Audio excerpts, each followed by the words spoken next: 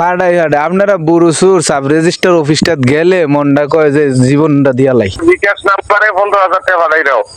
বুঝজন কমল ভাই যে কইতাছে এবারে 20,000 দিতাম বিকাশে অন 15,000 তুমি মোবাইলে বিকাশে তুমি 15,000 টাকা পাঠাও, পাঠাইলে হ্যাঁ আমি ওই যে বিশ্বজিৎ আমি টিয়া ইয়া করে ইয়ারা লইয়া ভাঙ্গা দেম কইছি ইয়ারা বিশ্বজিৎ বন্ধু হলে বিশ্বজিতের লোক কথা কইছি। তোমার যখন 20,000 ছাপ দিছে হ্যাঁ কুমিল্লারে আর দরকার নাই, বিকাশে 15,000 টাকা পাঠাই দাও, বিশ্বজিৎকে কই দিব টাকা পড়ছে আমার কাছে, কথা বুঝছো নি?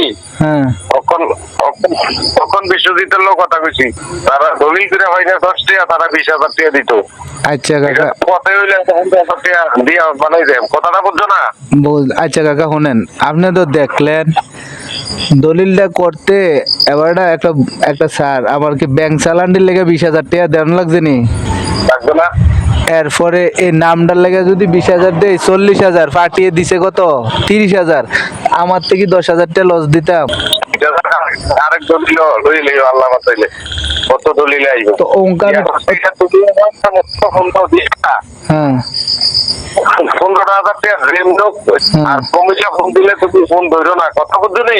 কমিলা ফোন দিলে আর ফোন ধরো না, কিটা কইছি বিশ্বজিতের লোকের কথা হইতো আমার ফাড়াই হাডে আপনারা বুরুসুর সাব রেজিস্টার অফিসটা গেলে মনটা কয় যে জীবনটা দিয়ালাই।